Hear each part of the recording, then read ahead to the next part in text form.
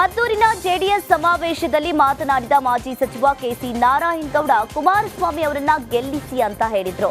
ಕುಮಾರಸ್ವಾಮಿ ಅವರು ಅಭ್ಯರ್ಥಿಯಾಗಿ ಬಂದಿರುವುದು ನಮ್ಮ ಅದೃಷ್ಟ ಹಾಗೂ ಹೆಮ್ಮೆ ಅಂತ ಹೇಳಿದ್ರು. ಕುಮಾರಸ್ವಾಮಿ ಅವರನ್ನ ಗೆಲ್ಲಿಸಿದ್ರೆ ಮೋದಿ ಅವರ ಸಂಪುಟದಲ್ಲಿ ಮಂತ್ರಿ ಆಗ್ತಾರೆ. 4 ಲಕ್ಷ ಅಂತರದಲ್ಲಿ ಗೆಲ್ಲಿಸಿ ಅಂತ ಮನವಿಯನ್ನ ಮಾಡಿಕೊಂಡ್ರು.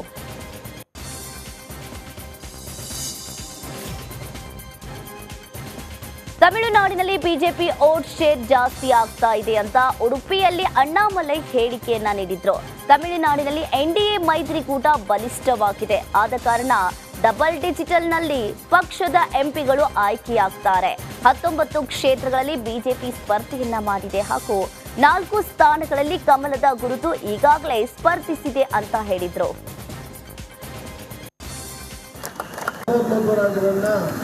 ಕಾರಣ ಈ ಬಾರಿ ಸ್ಟ್ರಾಂಗೆಸ್ಟ್ ಅಲಯನ್ಸ್ ನಮ್ಮ NDA ಅಲಯನ್ಸ್, ಭಾಳ ಸ್ಟ್ರಾಂಗ್ ಅಲಯನ್ಸ್. ನಮ್ಮ ಅಲಯನ್ಸ್ನಲ್ಲಿ ಫಾರ್ಮರ್ ಚೀಫ್ ಮಿನಿಸ್ಟರ್ ಪನ್ನೀರ್ಸೆಲ್ವಂ ಅವರು, TTV ದಿನಕರನ್ ಅವರು, AC ಷಣ್ಮುಗಂ ಅವರು, ಪಾರಿವೇಂದರ್ ಅವರು, ಸಿಟ್ಟಿಂಗ್ MP ಪೆರಂಬಲೂರದಲ್ಲಿ ಈ ಬಾರಿ BJPದಲ್ಲಿ ಕಂಟೆಸ್ಟ್ ಮಾಡಿದರು. ಅವರು DMK ಸಿಂಬಲ್ದಲ್ಲಿ ಗೆದ್ದಿರುವ MP.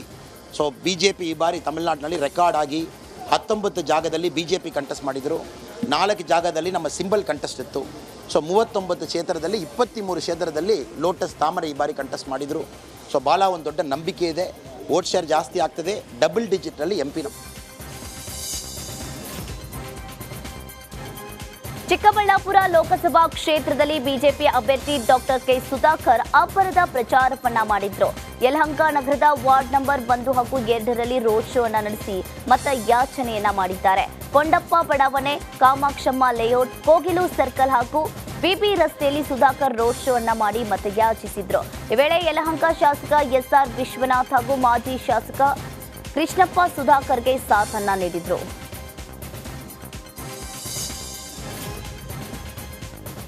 ಚುನಾವಣೆ ಹೊತ್ತಲ್ಲಿ ಬಳ್ಳಾರಿ ನಗರ ಕಾಂಗ್ರೆಸ್ ಶಾಸಕ ನಾರಾ ಭರತ್ ರೆಡ್ಡಿಗೆ ಡಬಲ್ ಸಂಕಷ್ಟ ಎದುರಾಗಿದೆ. ಜಾರಿ ನಿರ್ದೇಶನಾಲಯದಿಂದ ಚುನಾವಣಾ ಆಯೋಗಕ್ಕೆ ಪತ್ರದ ಜೊತೆಗೆ ಇತ್ತ ಲೋಕಾಯುಕ್ತದಿಂದ ಸರ್ಕಾರಕ್ಕೆ ಪತ್ರವನ್ನ ಬರೆಯಲಾಗಿದೆ. 2023ರ ಚುನಾವಣೆಗೂ ಮುನ್ನ ಭರತ್ ರೆಡ್ಡಿ ಅಕ್ರಮವಾಗಿ 42 ಕೋಟಿ ಹಣವನ್ನ ಸಂಗ್ರಹಿಸಿ ಬಳಸಿರೋ ಬಗ್ಗೆ ಇಡಿ ಆರೋಪಿಸಿದೆ. ಇದರ ಜೊತೆಗೆ ಫೆಬ್ರವರಿ 10ರಂದು ಭರತ್ ರೆಡ್ಡಿ ಹಾಗೂ ಅವರ ಆಪ್ತರ ಮೇಲೆ ಏಕಕಾಲದಲ್ಲಿ 8 ಕಡೆ ದಾಳಿಯನ್ನ ಮಾಡಿದೆ.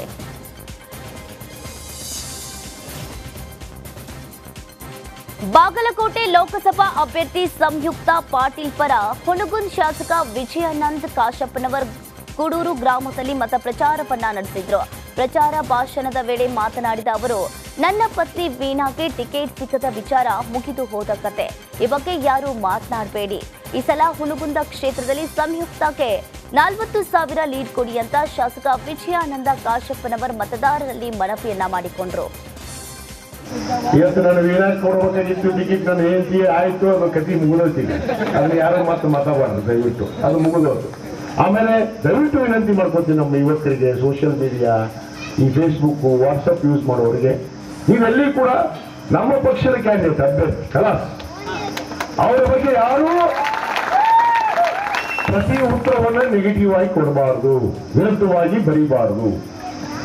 ನಾನು ನಿಮ್ಮನ್ನೆಲ್ಲರೂ ನಂಬಿಕೊಂಡು ನನ್ನ ಹುಣಗುಂದ ಮತಕ್ಷೇತ್ರ ಸಂಯುಕ್ತ ಪಾಟೀಲ್ ತವರ ಮನೆ ಅಂತ ಹೇಳಿ ಈಗಾಗಲೇ ನಾನು ಮಾತುಕೊಟ್ಟಿದ್ದೀನಿ.